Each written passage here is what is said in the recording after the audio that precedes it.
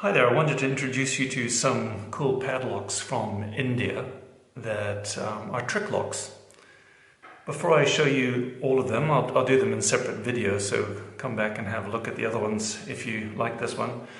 I just wanted to show you a couple really old padlocks that, well, not that old, but ones that I had as a child when I lived in India, made by Harrison.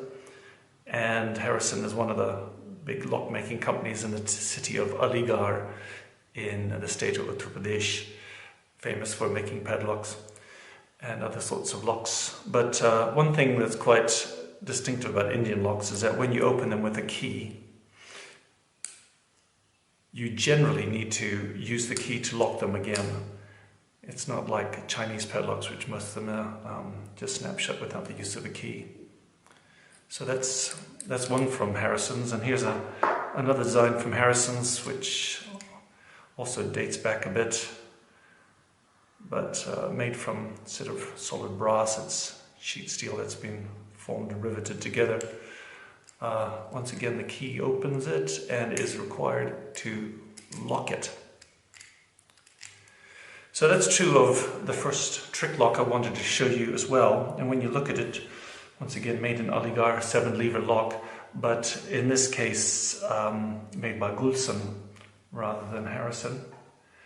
And when you take your key and you put it into the hole, the first thing you notice is that it just turns and does nothing. So there's lots of ways they make trick locks, and like I said, I'm going to introduce you to half a dozen that are still made nowadays, as well as some fairly old ones. But the clue is in this brass disc on the front, which when you play with it, you can see it turns, and you'll see it actually has some movement in it, up and down particularly. So when you slide in this direction, you can see, oh, there's just the hint of a little keyhole there. So you've just got a 1 in 6 chance in getting the right number. And in fact, it's not even that difficult, because when you look at the top of it, you can see the number 4 has been stamped on the top, which means turn that to number 4 at the top, slide it up, revealing the actual keyhole in which you need to put the key. And then when you turn it, you find the padlock will actually open. Once again, you need to use the key to lock it. And that snaps shut.